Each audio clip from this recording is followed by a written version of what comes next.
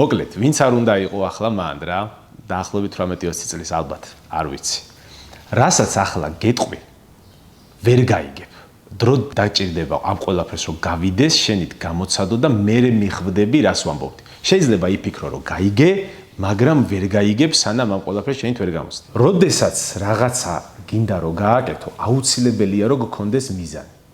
მიზანი თუ არ გაქვს, რაც არ უნდა იმუშაო, ეს ყველაფერი არის ფუჭი. გამოვა რომ ცოტა იმას აკეთებ და საბოლოო ჯამში არაფერს არ აკეთებ.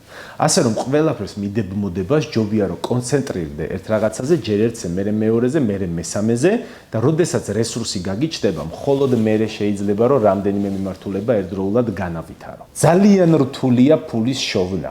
მე ფულის შოვნაზე არ ვამბობ თვეში 5000 ლარზე რა და ასე შემდეგ რაღაც ხელფასი არ ვამბობ. აი დიდი ფულის შოვნა ძალიან რთულია. იმიტომ რომ როდესაც მაგ ფულის საშოვნელად გახვალ გარეთ დაგხვდება ათობით ადამიანი, რომელიც ყველაფერზეა წამსვლელი, რომ შენ მაგ ფულის შოვნაში ხელი შეგიშალოს და თვითონ იშოვნოს.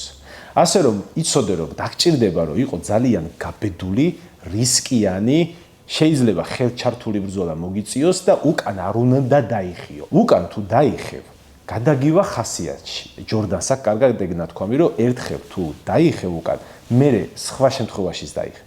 არავითარ შემთხვევაში უკან არ და რაც არ უნდა მოხდეს უკან არ დაიხიო. შეიძლება შეცდომა დაუშვა, შეიძლება რაღაცები გადააფასო, მაგრამ უკან არ დაიხიო, არ გაჩერდე, არ დაუთმო თუ მართალი ხარ. თუ მტყუანი ხარ, ახლა არავის არ იძალოდო, ეგ არ შეგრჩება არასდროს.